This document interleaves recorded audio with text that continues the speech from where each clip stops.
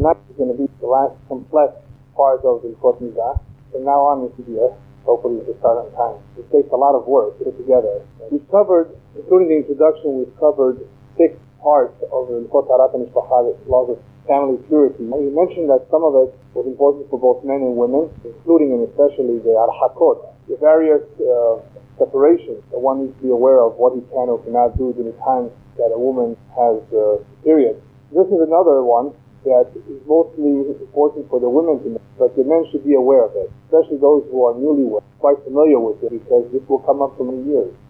So this concerns the halachot, or vesed, or vesachot, cycles, complex, very technical, there are many details, and I don't expect you by the end of the evening to memorize this or to know it, but to have an overview, to have an idea of what's involved.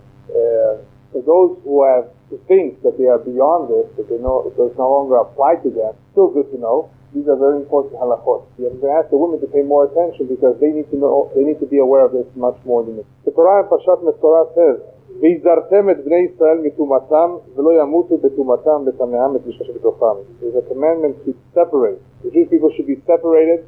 Separated from what? So the rabbis tell us, separated from their women at certain times of the month. When is that certain time of the month? The rabbis tell us 1 onah. In other words, if a woman regularly, let's say on the 15th of the month, every single month, then the onah would be on that day. She's expecting. If last time she saw during the day, then on that day, we separate. Even though she has not seen any blood yet, because she's anticipated to see on a particular day, the cycle, that onah, there needs to be separation. Separation means no intimate relationship, but it does mean that you're allowed to touch and do everything else, but no intimacy. The question is, what is an onah? Some say it includes the night before. So some of you who will be taking Chatan and Kala classes, you may hear that the onah, the night before, let's say she regularly saw during the day, every single time during the day, it means even the night before. Some are not as strict in abstaining from the night before.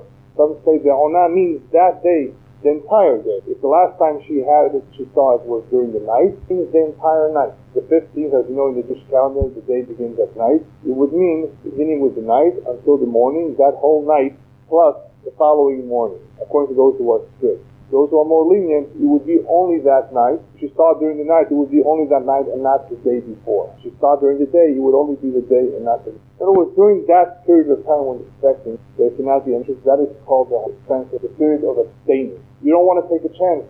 As I probably mentioned earlier on, it is a tremendous sin for a man and woman to be together when the woman is in Nidah. Karet, a terrible sin, terrible punishment. And there is a tikkun for one who was accidentally or did not know tikkun.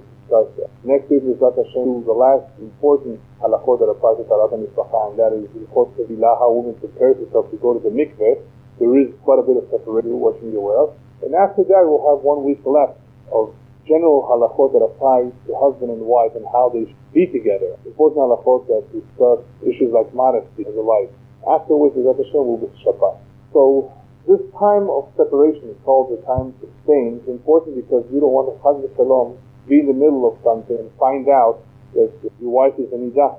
That could be a problem. The Torah says, stay back for the period of time called the onah. Problem is that that's not so easy to calculate. We discussed in 45 minutes or so the various types of cycles. Some women are more regular, some are irregular, and there's different types of regularity and irregularity. That's what makes all this. But before we begin to discuss the cycles, I want to think about somebody going out of town. A husband is going out of town, Shiva. As long as his wife is clean, to approach her, to be nice to her, to spend time with her, that includes be intimate. Before he leaves town, he can be departing, one spouse feels that she's going to be with him, but there is a mitzvah to actually remember one's wife during that time.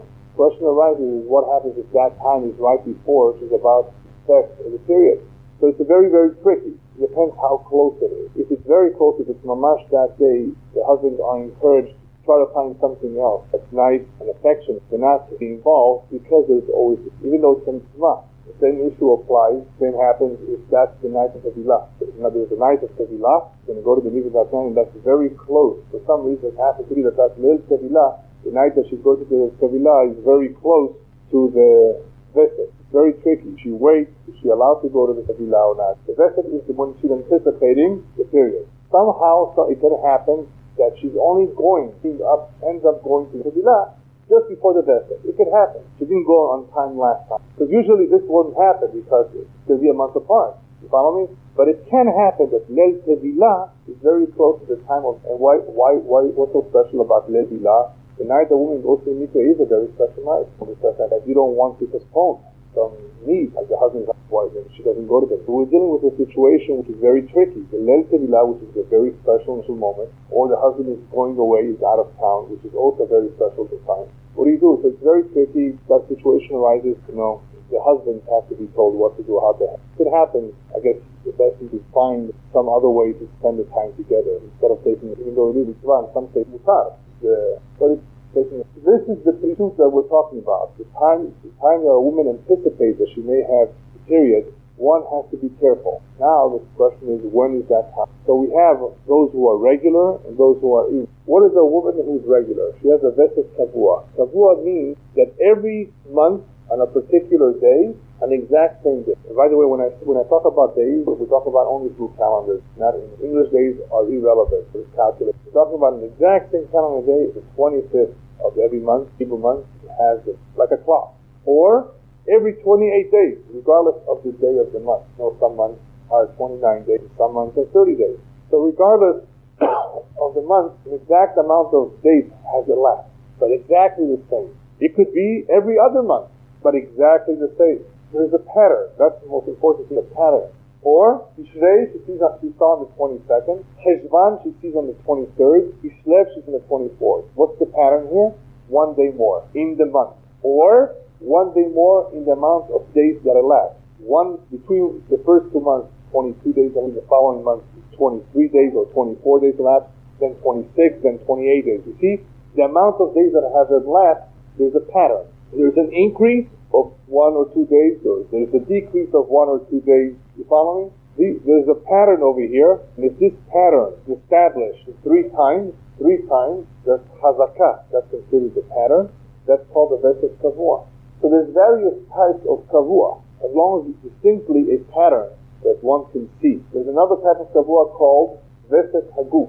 Before I begin with vesed haguf, when we talk about patterns, the regularity has to be, according to most opinions, at the exact same time of the day. Let's say she sees every single 28 at night or at day. It has to be, otherwise it's not a pattern. Remember, day and night is 2 separate. According to others, the day and night is really part of one. It's all considered one period, one time. But for the most part, we go by the opinion that in order for it to be a real pattern, exactly around it. Vesed haguf means that every time the woman on a particular day does a particular exercise, she jumps, she runs, or she something, that brings about the vesed. That's to me, there's so many types, there's a variety. You'd be surprised how many types there are. Patterns. One could be because she ate something on a particular day, and whenever she eats garlic on a particular day, she'll have it. Or whenever she does exercise, or runs, or jumps on that particular day, so will happen. This is not the usual. The most common one with vesed kavua is that she will feel something right before it happens. Stomach cramps, headache, etc. and the like. This most women have. They just forget about it or they don't pay attention. If they would pay attention, perhaps they would notice a pattern that every 25 or 24, in this case, every single time there's something in the body, that tells me something is about to happen. So if you pay attention, you may discover a pattern, especially with the guf. It's always the same siman, the same sign. That could be. That's all you need to know. And if that's the case, then you don't have to be concerned about separating yourself before, being worried about it. As long as you feel good, there's no problem. So in order for it to be called a true vesed kavua, it has to have with yourself 3 times. Exact.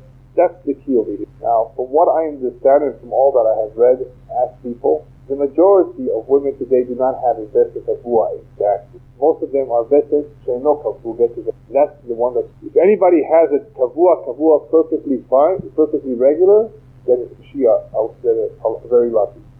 Things are much simpler. There's something called vesed chasi kavua, and I'll talk about that. Now with vesed kavua, with someone who's regular, when that day comes, or when that time comes, she has to do bedikot. We've spoken about bedikot in the past. Bedikot are very important. They're done right around the time of Sek Tahara, right before she needs to count her 7 clean days. They're done during the 7 clean days, twice a day, the chapila.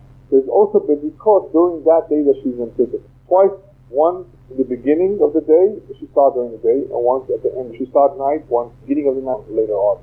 If she sees that she's on that day for some reason, the following day is not the day she can be with her husband. She needs to check because we're expecting a flow. It's called a menstrual flow. Expected. And just because she didn't see doesn't mean it's not there. She needs to therefore check her. If she did not check herself, she's not allowed to be with her husband. So why? Because we are anticipating that she has a kavua. But because she has a kavua, we are expecting it there. If she doesn't check herself, she's not allowed to be. These bedikot are very similar to the other bedikot that we talked about. Cloth, or with putting something there that will absorb and comes out, just to be sure there's something there. Alright, Veset lo kavua. This one is the most difficult. A woman who is irregular, what is she? She doesn't know when to expect it. 1 month, it's been 25 days. The next time she counts, she says, well, 29 days have passed. Another month, 31 days. Then 24 days. Then 28 again. I'm not saying that it moves that much, but even if it was 1 day or 2, it's already not kavua 100. Now she has to be concerned. She has more days to be concerned about. How does she know when it's going to happen? Or how does the husband know to stay away? Now, even though the woman is the one in charge over here of keeping track, the husband should be slightly aware of what's going on. So because there's an irregularity, the rabbis tell us she has to be concerned with 3 days, not 1. The 3 days are called Yom HaHaflaga, the time that has elapsed. In order to determine the Yom HaHaflaga, you basically go back. First period, you look at the following period, and you count the number of days between them. That's the Yom HaHaflaga. How many days has elapsed between the last 2? Okay? Let's say 28 days elapsed. Yom HaHaflaga. Last time it began, the period, the day that this period, the number of days in between them is called the Yom HaFlaga, which I need to figure when it will be the following month. In other words, if today we're in April, right? It happened on April 25th. And then it happened on May 26th. So now she needs to figure out when it will happen in June. So she counts the number of days, beginning with the day it happened, right? Between the 2 months, that will give her the haflaga.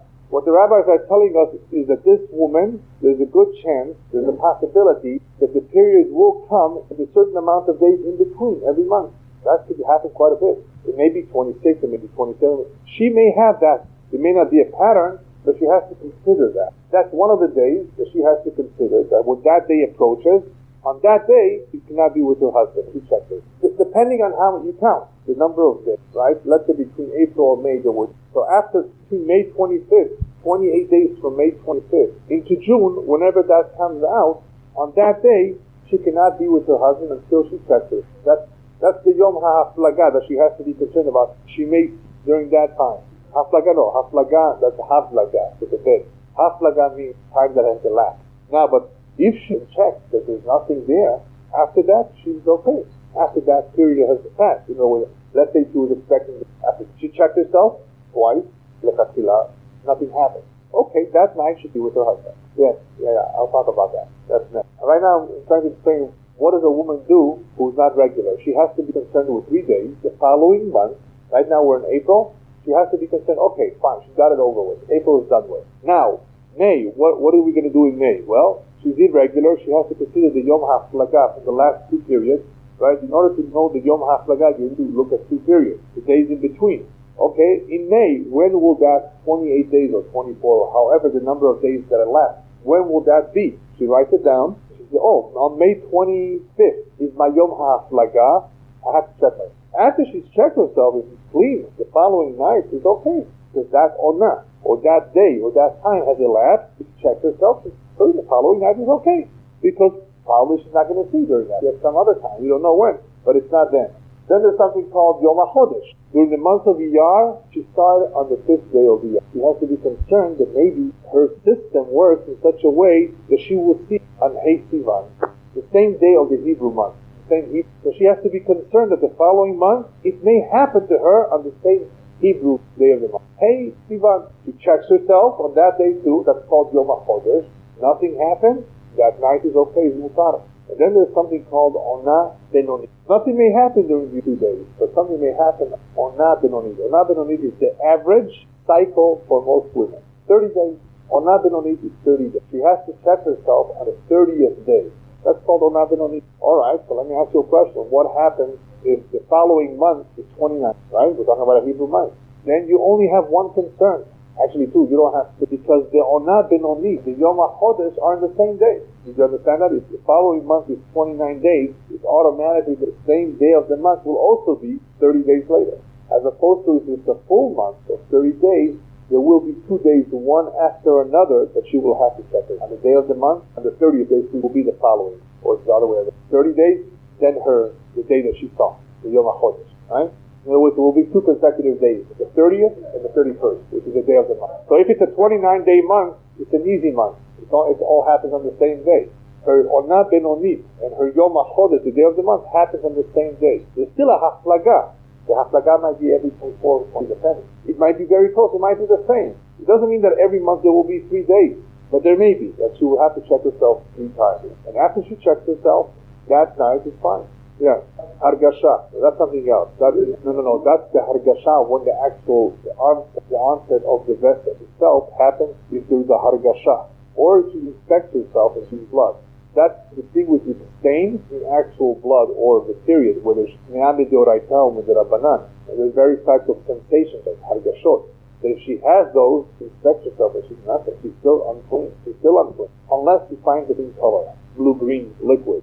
If there's a sensation, you can check yourself and because that sensation is the right to make her unclean. Here, we're talking about not the idea of Hargashot so much, but trying to establish pattern or when to expect it. So we spoke about the Vesik Aguf that you thought is the same, but that is slightly different. That is the feeling that she has a day or two before it's coming. And by the way, usually strong things are within 4 hours. Correct me if I'm wrong. But I think that they become very strong within 24 hours of the actual onset. But these are different kinds of feelings. This is a feeling of heaviness, of cramp, of headache. He is able to establish the regular pattern she has. It's called Kavua. So basically what the irregular cycle has to deal with, 3 days that she has to check. Now what happens if she didn't check herself on Yom HaFlaga, on Yom HaChodesh, by mistake she didn't check herself, she could still be with her husband the following. We're a little bit more lenient to Yom HaFlaga and the day of the but we're not lenient on Onah ben Oni. Onah ben Oni is more likely of 3. The Onah ben Oni with the 30 days is the more likely of 3. If she doesn't check herself, it's like the woman who has a Vesek Kavua. She didn't check herself with her husband. She determines that she's in the following time beyond that Onah. She's allowed to be. Okay, as a result of all these heshbonot, all these calculations, you can appreciate the value of a good luach, of a good calendar. There are special calendars that you can buy in stores that help one keep track of all these days, of all these times, to see if there's a pattern. For a kala, it would be a good idea also to figure out patterns. She's all prepared. She's noticed for a long time. Things can change. That's what we'll be talking about next. What happened in Vinapad. Before we begin with that, let's go back to your question. So we had Haflaga, Yom HaChodesh, and another release for a woman who's irregular. What happens the following month, right? The Yom HaFlaga may not be anymore 28, it's going to be 27, right? In other words, on May 25th was, let's say, the Haflaga. May 26th or 27th was the Yom HaChodesh, or the Onah ben Oni. But now, during the month of May, she discovers that she has a different Haflaga. The period actually arrives on May 30th. How many days elapsed? 31. Well, guess what? In June, her Haflaga will be 31. This irregular cycle is not fixed. That is one of the differences, irregular and regular. Not only does she have to be concerned with herself with various days, it can easily change. The following month, it will be based on what you just reached. The next month, it will be based on a different number of days that have elapsed. It will usually change every single month. It will not be different. That is what the importance of the track. With the regular cycle, this will not happen. She herself, that's the only day she has to be concerned with. However, if it happens, and it can happen, it's regular, all of a sudden she missed one month. It wasn't exactly. She missed it by a couple of days. It does not mean that she has lost her regularity.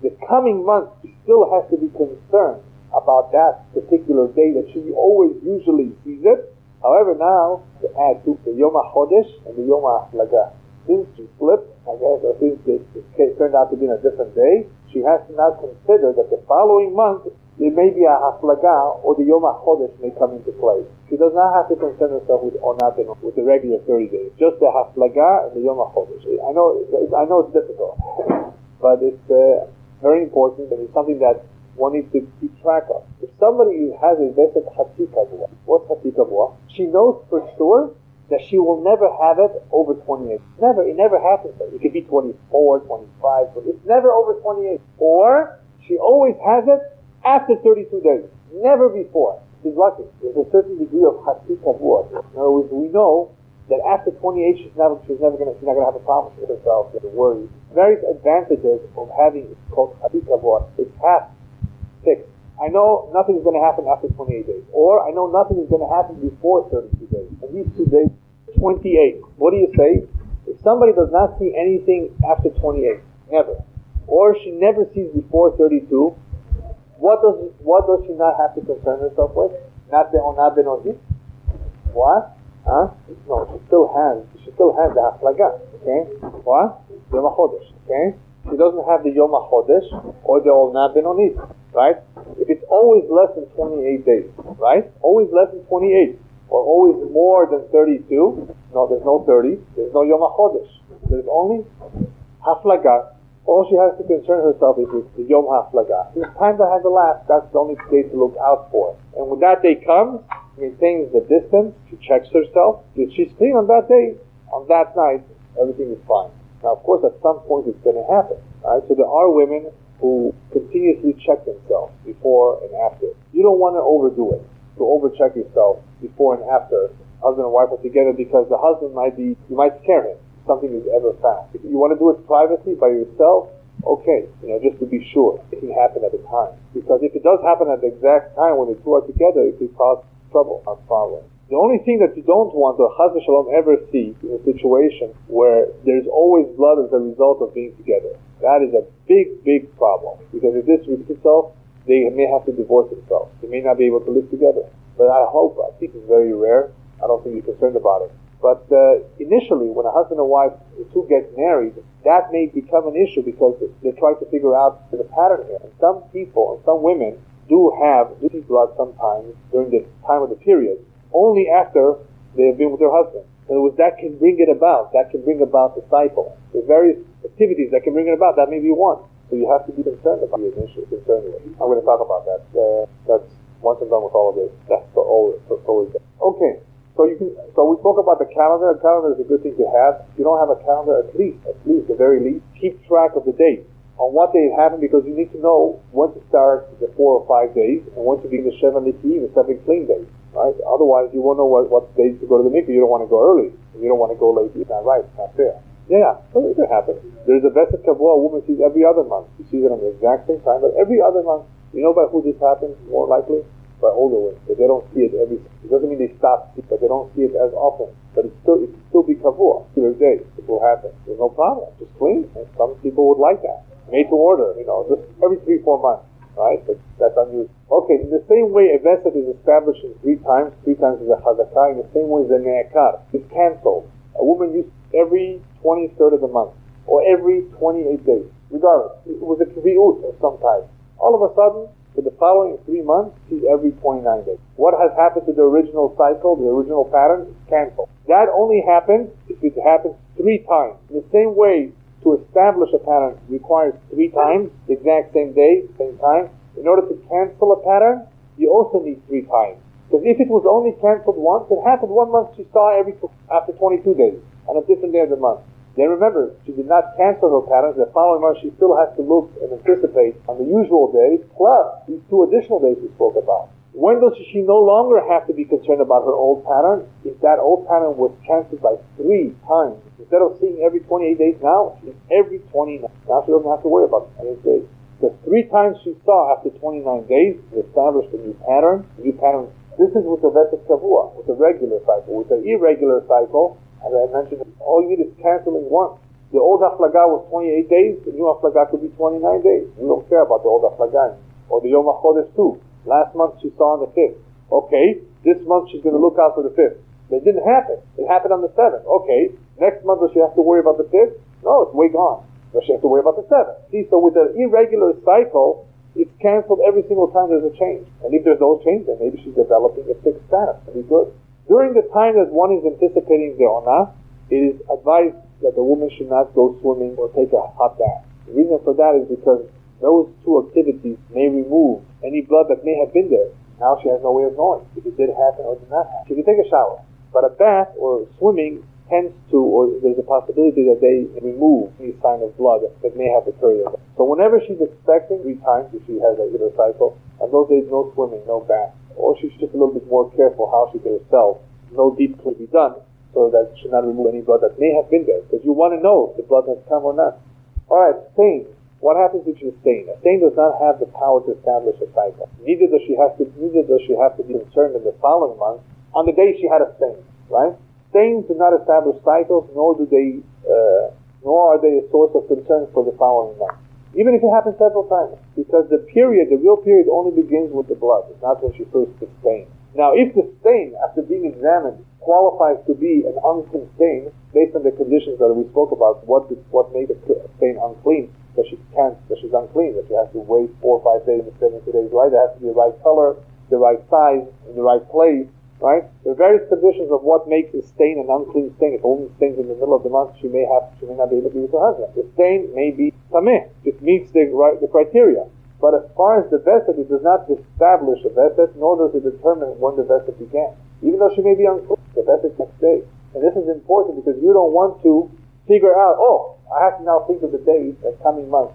Even though the Vesed came the following day after the stain, you don't count from the time of the stain, you count from the actual day of the Vesed. You try to figure out Yom HaFlaga, Yom HaChol, stain does not count. The only time a stain is important as far as calculating the days if there was an internal exam. Woman examined herself internally, and for three times in a row, it has to be 3 times in a row, upon an internal examination, discovers blood stain on the cloth that she's checking herself internally. That's not a stain. That's like a real examination. That's like seeing the blood. Sees it 3 times in a row. It has to be in a row. Then she has to be concerned, of course, on that day. That day does become a day to reckon in the future. It's not a regular. Yeah. Well, the 17 days is something else, right? Now, I'm talking about right now the cycle, the various cycles. A lot of times, it could happen that a woman, before she did the cycle, she's supposed to be expecting it on the 24th of the month, and the day before, she saw a little bit of stain. She saw a stain.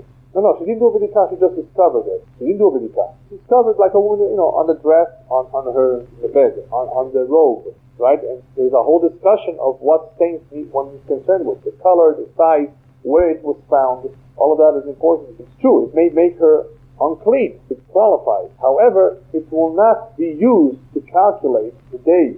We don't count it from the day she stained unless it was discovered when she did an internal examination. When doing an internal examination, you're actually going to the makor.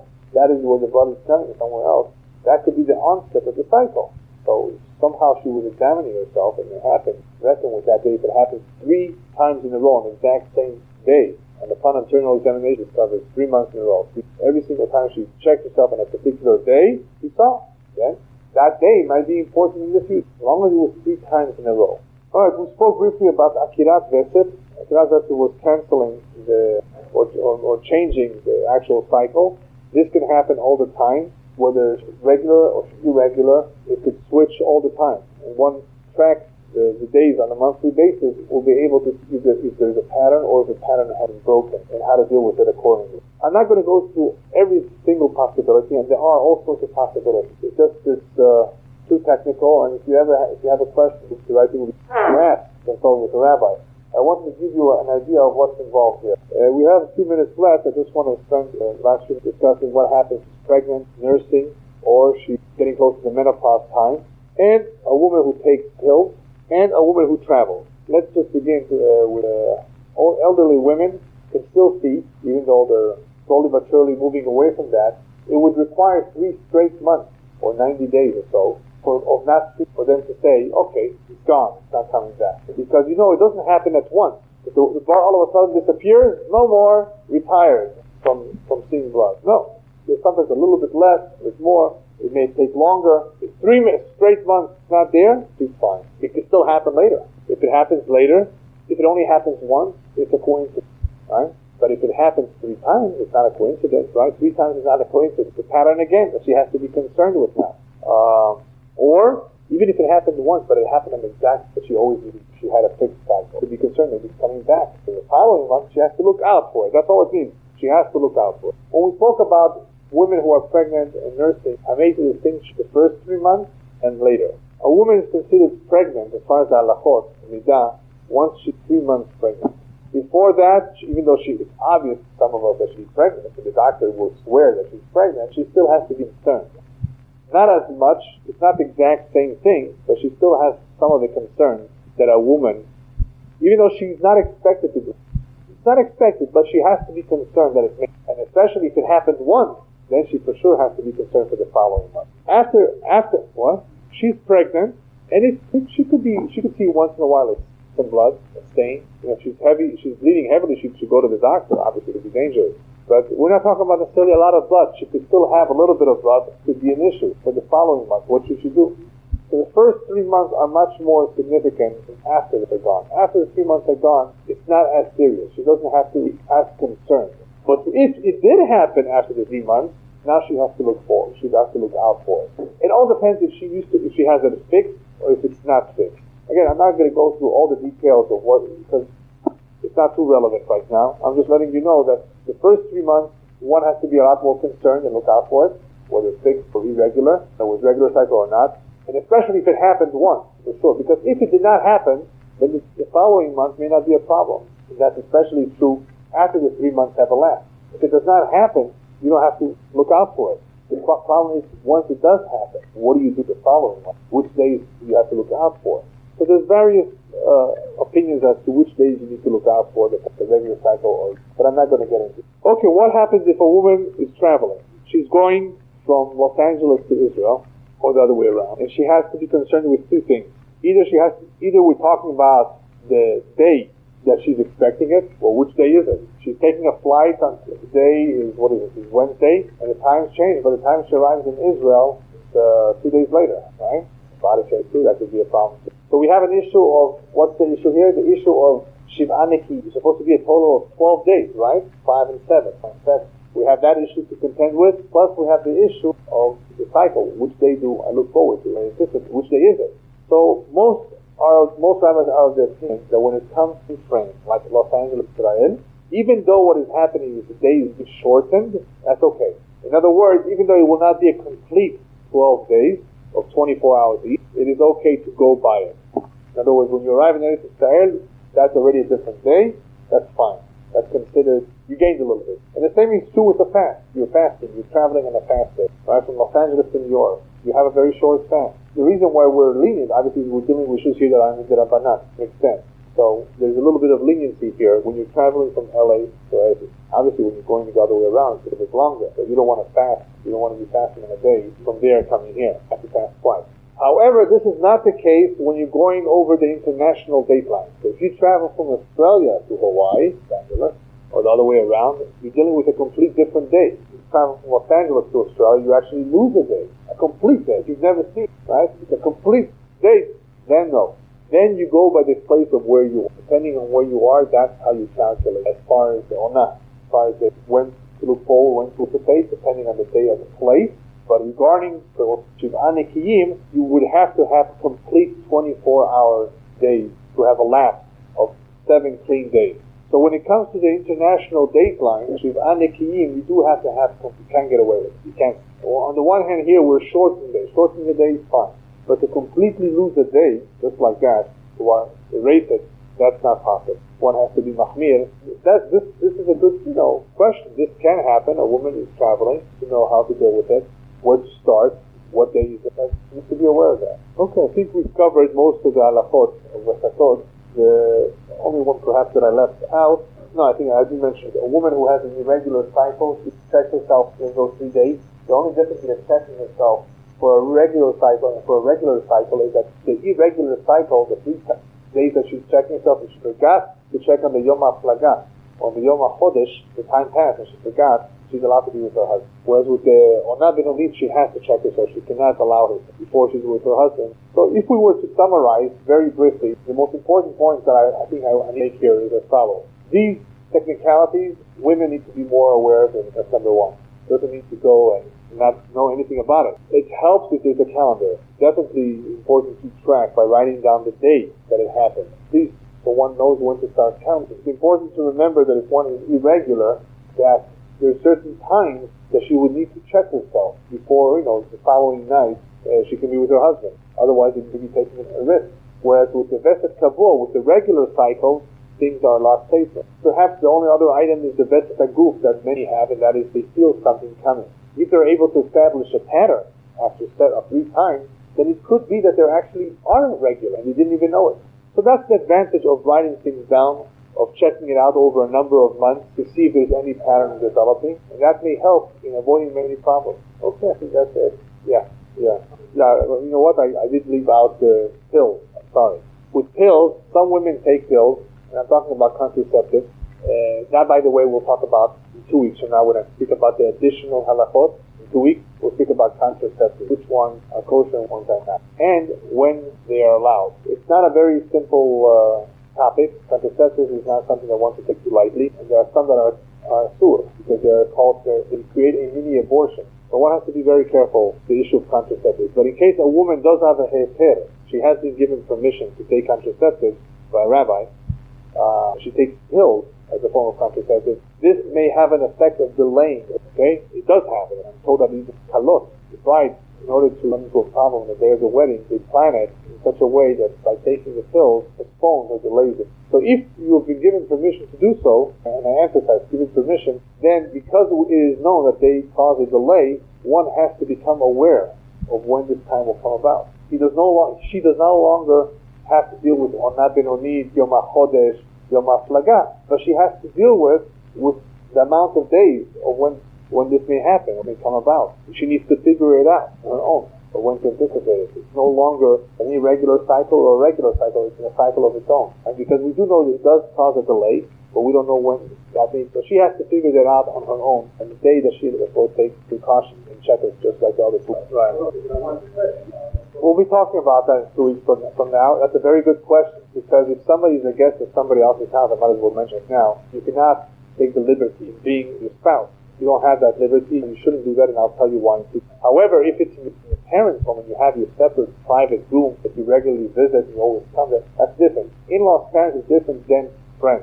On condition, of course, that you have total privacy. But if you don't have that privacy, if it's by a friend, if this is a Lil Tevilah, I would recommend that you stay in a hotel. Yeah, because it's a very special time, and it's a contradiction here, because on the one hand you can, or it's not right. No, it's not right. It's not correct, and I'll tell you why in 2 weeks from now. And on the other hand, it's a big mitzvah, and the woman should not just push off to her mikveh night for no reason. It's very good. It's not a good idea. Push it off. That's what I tell you. Next week we'll talk about Tevilah, the preparations for Tevilah, which is also very important for the women to know. Extremely important. And after that, we only have 1 more week, I think, left of all the halachot pertaining also to situations what men and women should know how to conduct themselves. As far as yehud, nimut, modesty, time of night, what if there's other people in the house and they want their privacy, what to do, what if it's during the day, can things be done during the day? All this will cover.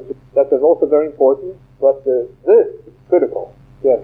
Yeah, the day that you're anticipating it, there can be no intimate relationship. Once you've checked yourself twice, it didn't come the following night. It's not a whole day. It's only 12 hours, right? We only go by the 12-hour custom tradition. There's others that have a whole 24-hour period. So if you're anticipating it at night, if that's the time you're anticipating, and you check twice, and nothing happened at night, so the following day, theoretically, during the day people are not together, but during the day, it would be permissible. If you're expecting it during the day, nothing happened during that day, at night, you check yourself, it will be permissible, because that day is no longer there. Nothing happened. But sometimes you may have one day after another, like with the Ona Benoni, the Yom HaChodesh. You may have 2 days. Yeah, the checking? Yeah, if it's at night, check yourself, anticipating it. Yeah, some people wait to check to see it during the daylight. But to see if you keep it in a safe place, if you check it, because in daylight you can see better. No, that's the whole definition of staying. Right, here you're anticipating it, and it may happen. If you do see it, in fact, you check it in daylight, you see it a lot better than skin. The what? For period, that's correct. In other words, we're talking about an internal exam. During the Ona that she's anticipating it, which is either Haflaga, Yom HaChodesh, or Ona Benoni. And those times is not a stain, internal exam. Now this internal exam will determine if she in fact did have it on that day. Can she be with her husband the following night or not? If she's clean, she can be. If not, so she guessed right. It was the Haflaga. This is the onset of a new vessel, cycle. It may not be heavy on that day, may be heavier the following day, but she did an internal exam. She needed to do it, expected, she's anticipating that day, so she had no choice. It wasn't just a stain on the stadin, it was an internal exam. Anytime there's an internal exam,